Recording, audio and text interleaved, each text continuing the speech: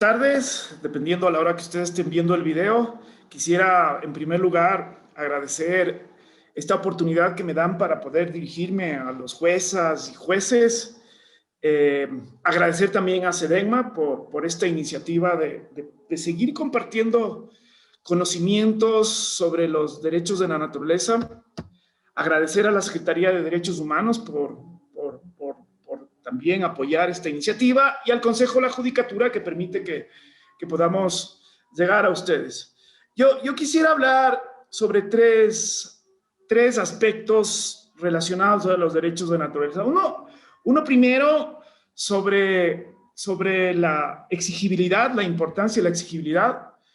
Uno segundo sobre los problemas que yo ya también como juez constitucional he podido ir encontrando en el camino.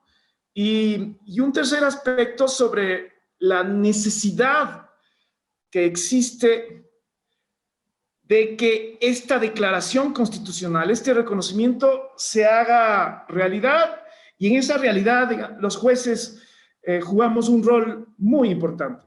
Entonces comienzo con lo primero, sobre la importancia de la exigibilidad. En un libro que a mí me encanta de Norberto Bobbio, que se llama La Era de los Derechos, Norberto Bobbio sostenía que ya no es muy importante discutir sobre por qué los seres humanos tienen derechos, cuando los derechos ya son reconocidos en instrumentos internacionales y también en la Constitución. Y decía, oigan, no perdamos el tiempo en los fundamentos, y una vez que está reconocido en el sistema jurídico, vamos hacia la exigibilidad. Lo mismo se puede predicar de los derechos de la naturaleza. Yo sé que hay muchos debates sobre por qué se reconoce los derechos de la naturaleza, de dónde viene esto.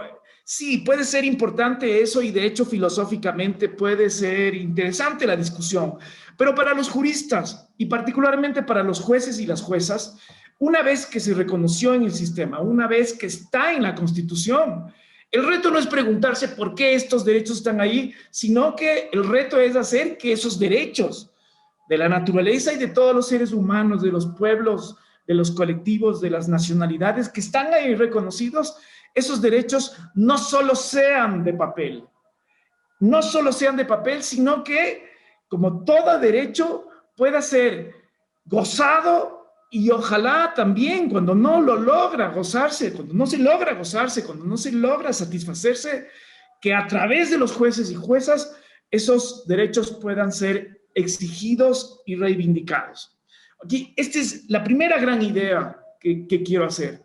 No cabe preguntarse ya en la Constitución ecuatoriana si los animales tienen derechos, si es que los ríos tienen derechos, si las montañas tienen derechos, si es que los manglares tienen derecho, si es que los bosques tienen derecho, sino es saber cómo hacerlo realidad. Entonces eso ya es un hecho. Acá en Ecuador está reconocida la naturaleza, y todos los elementos de la naturaleza, por tanto, pueden tener una posibilidad de comparecer ante nosotros los jueces y juezas. Entonces, esta es la primera gran idea. Está reconocido el derecho, nos corresponde ahora, cuando recibimos demandas, tener que dar una respuesta que sea aceptable y que sea acorde con la Constitución.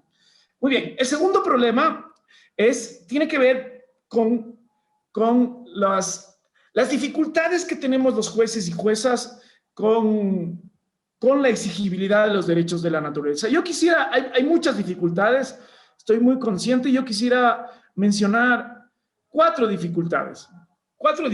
La primera dificultad para mí, y quizás la más importante, tiene que ver con la idea de que estamos ante un nuevo paradigma. Y aceptar las cosas nuevas, como decir, naturaleza tiene derechos, no es una cuestión que espontáneamente sucede por el solo hecho de plasmarlo en un texto jurídico, sino que tiene que haber algunos ingredientes más para que esto se haga realidad. Esto no es nuevo, esto de sujetos nuevos en el sistema jurídico, y uno puede darse cuenta que a lo largo de la historia muchos sujetos fueron antes objetos, y cuando cambió el paradigma, todos los sistemas jurídicos, y en particularmente los jueces y juezas, tuvimos muchas dificultades en aceptar. Eso pasó, por ejemplo, en el siglo XIX, cuando los afrodescendientes en Estados Unidos, por ejemplo, que eran esclavos, por lo tanto eran objetos, podían ser comprados, vendidos, traficados, había mercados de personas negras, y de pronto, después de una revolución civil, de una guerra civil, la Constitución se enmienda y les reconocen derechos como cualquier otro. Y ahí hubo dificultades, porque los jueces y las juezas eran racistas. Y de un día para otro, aceptar que ellos eran sujetos en igualdad de condiciones que las personas blancas no fue fácil. Lo mismo pasó con los derechos de las mujeres. Los derechos de las mujeres comienzan a demandarse y a reconocerse recién en el siglo pasado. Las mujeres a principios del siglo pasado no votaban en ningún país del mundo. Las mujeres en el siglo pasado no estaban en ningún puesto de dirección, ni mucho menos de dirección política. Y entonces las mujeres en el siglo pasado no tenían capacidad para hacer contratos. Y lo hacían los maridos, y si no estaban casadas, lo hacían los papás. Y de pronto el sistema jurídico va cambiando porque las mismas mujeres van, digamos, reclamando. Y tampoco fue fácil para los hombres, jueces, juezas, reivindicar los derechos de las mujeres. Ahora pasa algo parecido, por ejemplo, en cuestiones de alimentos. Ustedes van a ver que atrás hay unos paradigmas sobre qué es una mujer y qué es un hombre. Así que cambiar el paradigma no es fácil. Y lo mismo sucede con el derecho de la naturaleza. Cambiar de paradigma significa que yo tengo que reconocer, no solamente jurídicamente que ya lo hizo la Constitución, sino también reconocer en términos ya de convencimiento personal. Esta planta que me acompaña ahí, otra que tengo por aquí, que se llama Agustina, decir que estas plantas, por ejemplo, son sujetos de derechos, decir que esos seres vivos merecen respeto, merecen cuidado, merecen consideración, es un salto enorme. Toda la vida nosotros nacimos pensando que la tierra es algo que es apropiado por alguien y que tiene dueño y que se sintetiza eso en una escritura pública. De pronto decir, oiga, esa tierra que usted cree que es un bien patrimonial, un objeto sin vida, decir ahora que tiene vida, que la tierra atrás, debajo, dentro, cumple una función en el planeta, no es una cuestión fácil. Decir, por ejemplo, que los bosques ahora tienen derechos y que tienen una función muy importante en todo lo que es la captación del CO2, en todo lo que significa la interrelación con el ser humano, porque al final las plantas, a través de la fotosíntesis, nos dan el oxígeno y, digamos, hay una interrelación ahí. Decir que reconozco la función que tienen los vegetales en la vida y, por lo tanto, les respeto y les trato consideración, no es una cuestión fácil. Reconocer que los animales, aún los más desagradables, hay que tratarles con consideración, tampoco es fácil. Esto no pasa ni siquiera en el cuento de la rebelión de la granja, cuando discuten si las ratas son o no seres que pueden estar en la asamblea de animales, y ahí hay una discusión sobre qué animales son los que merecen la consideración para hacer esta rebelión y establecer los derechos de los animales en ese cuento. Tampoco es fácil. Pero, digamos, ese es un reto enorme, el yo valorar, porque al final los derechos es eso. Cuando yo digo, los niños tienen derechos, las niñas tienen derechos, las mujeres tienen derechos, los afrodescendientes tienen derechos, los pueblos indígenas tienen derechos, en el fondo lo que hace la Constitución es decir, oiga, valore de forma diferente a esos sujetos que han emergido y trátelos en igualdad de condiciones que usted. Con los derechos de la naturaleza, lo que nos exige la Constitución es que nosotros como especie humana tratemos con respeto y consideración y también valoremos y reconozcamos a ese otro derecho que es la naturaleza con toda esa complejidad que tiene.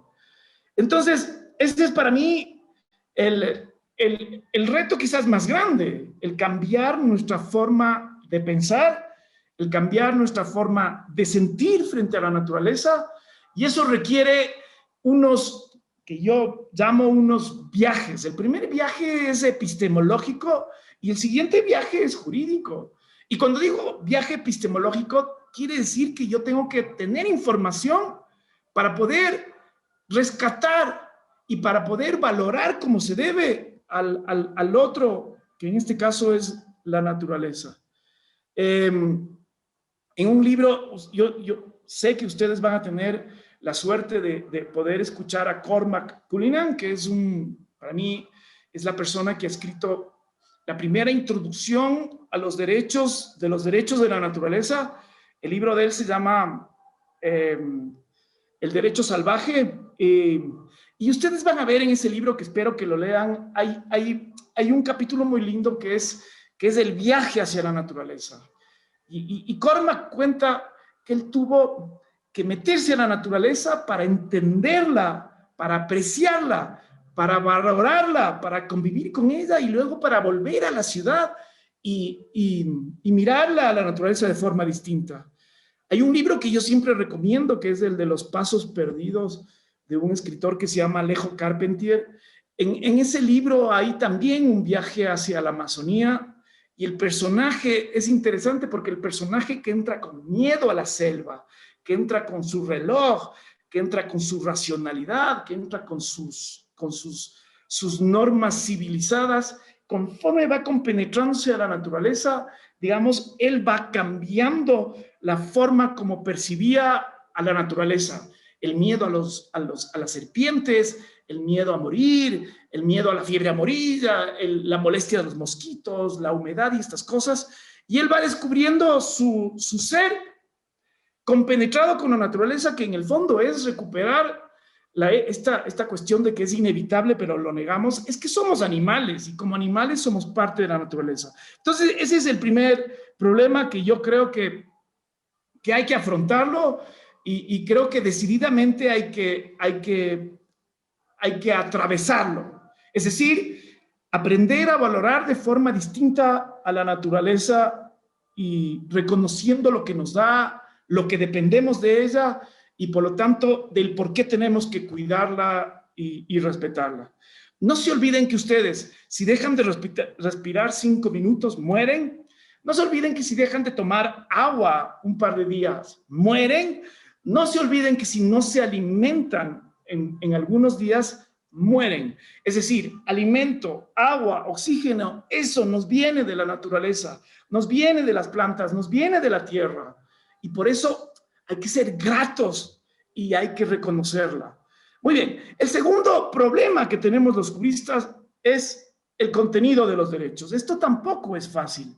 La Constitución nos da unas palabras que son muy amplias, que se las puede entender desde fuera del derecho, como por ejemplo la palabra ciclo vital, estructura, función, proceso evolutivo. Entonces, el derecho no es suficiente.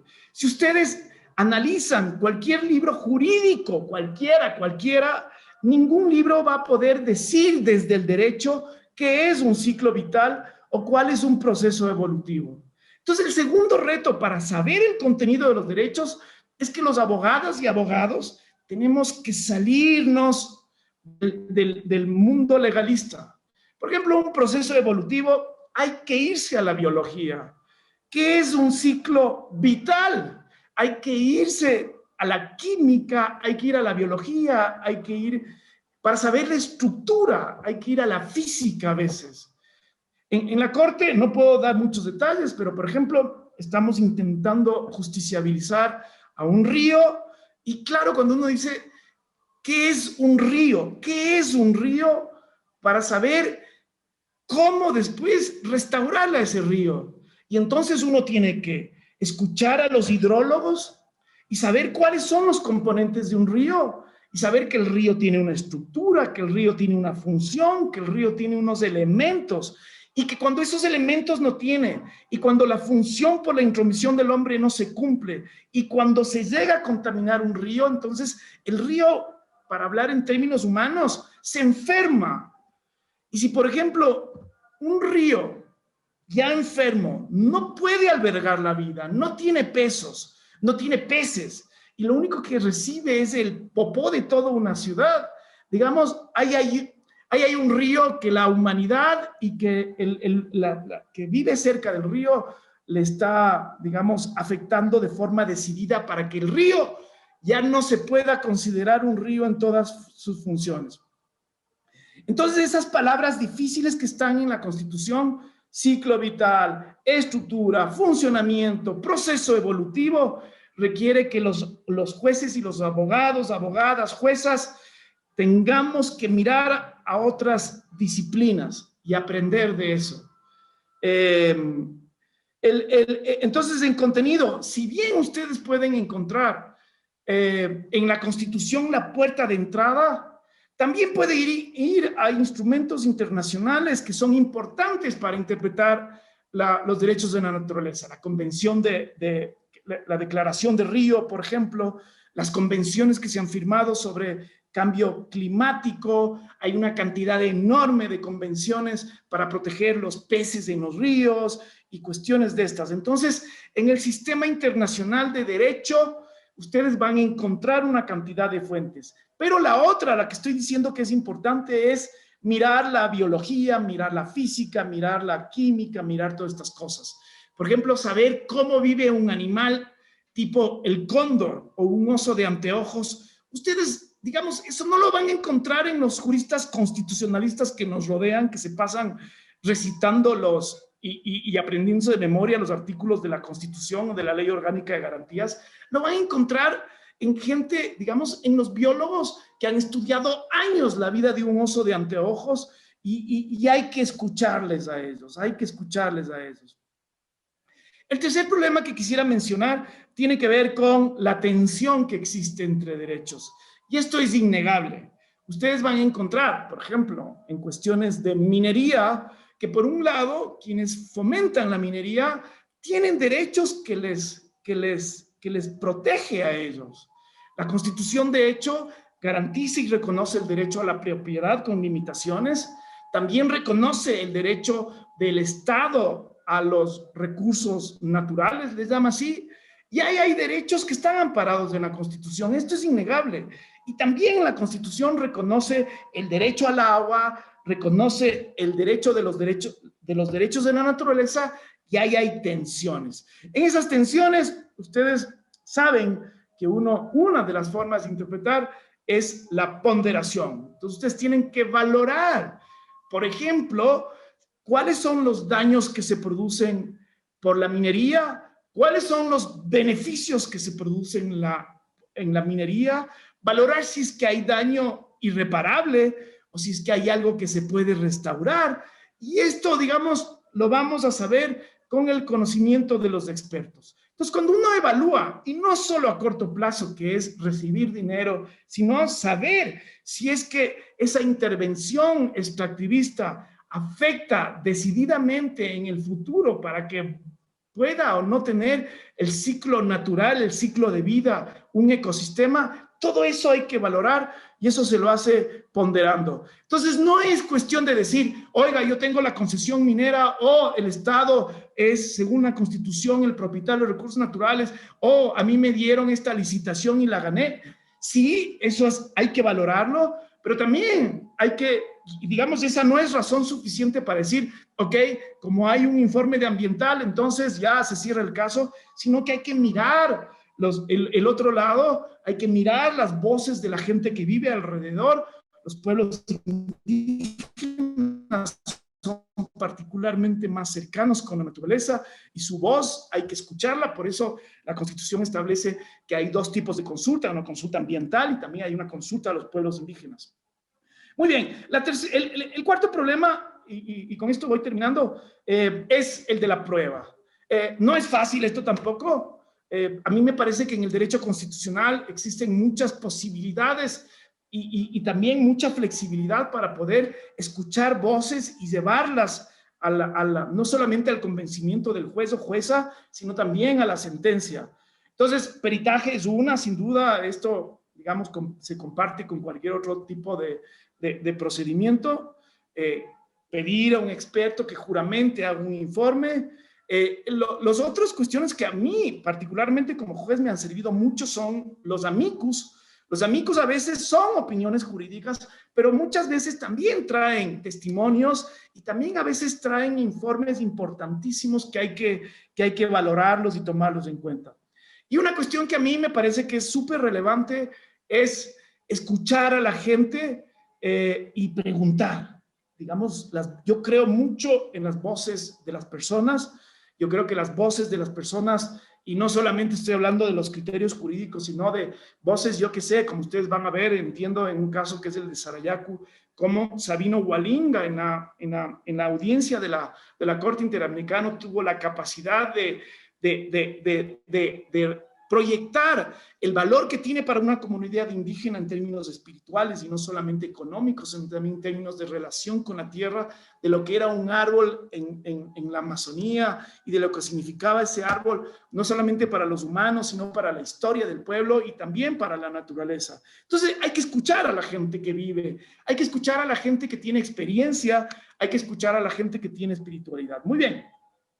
Finalmente, el último punto que quería tratar es sobre la necesidad de este cambio de paradigma. Yo creo que si ustedes leen con un poquito de atención, y no solo leen, sino que miran a su alrededor con un poco de atención, van a darse cuenta que estamos viviendo un mundo donde están pasando catástrofes terribles que tienen que ver, yo que sé, con los tifones, los incendios, la desaparición de insectos. Ustedes ven en su jardín de su casa cuando eran niños y como comparan ahora la cantidad de vida que existe, hay una tendencia a la extinción, tanto así que los científicos le llaman a esta época antropoceno, que es extinción masiva y por causas relacionadas al ser humano. Y esas causas tienen que ver con nuestros patrones alimenticios, tiene que ver con nuestro consumo de energía y también tiene que ver con estas mega ciudades que estamos construyendo, que estamos pavimentando la tierra y estas cosas. Nuestro consumo alimenticio tiene que ver con este consumo brutal de carne, que significa tener millones de vacas y eso significa talar millones de bosques y los gases que emiten las vacas y todas estas cosas. Digamos, todo esto está generando este calentamiento global y sabemos que si no hay un cambio radical, posiblemente nuestros nietos, nietas, no van a poder vivir en un planeta como lo conocimos. Los campesinos ya no pueden predecir las formas como hacen el cultivo de tierra, estas cosas. Y entonces, en ese papel de proteger a la naturaleza, de cambiar nuestra relación, los jueces somos importantes, las juezas somos importantes. Tenemos una herramienta que es el reconocimiento del derecho. Tenemos una garantía o varias garantías, entre esas la acción de protección, las medidas cautelares, para poder frenar, digamos, el poder humano frente a la naturaleza. Al final, nosotros no vamos a vivir de la acumulación del capital, no vamos a vivir del dinero, no vamos a vivir de los minerales, vamos a vivir del agua, del aire, de los alimentos sanos. Y esta posibilidad, como quizás en ningún otro país, lo tenemos en Ecuador. Así que si ustedes, jueces, juezas, digamos, cambian de conciencia, se dan cuenta de la importancia de los derechos de naturaleza para la vida nuestra y de nuestras generaciones que están por venir, digamos, tenemos la herramienta, tenemos la Constitución, tenemos los casos que lo vemos a diario, solo nos hace falta jueces que tengan la capacidad, la creatividad y el compromiso para tomarse en serio la Constitución en general y los derechos de la naturaleza en particular, y contribuyamos a que vivamos en un mundo muchísimo mejor, no solamente para nosotros humanos, sino también para todas las especies y para todas las plantas que nos dan la vida y que cotidianamente nos sustentan. Eso es mi mensaje. Espero que en este poco tiempo que he tenido, que se lleven algún aprendizaje para su vida cotidiana como jueces y juezas.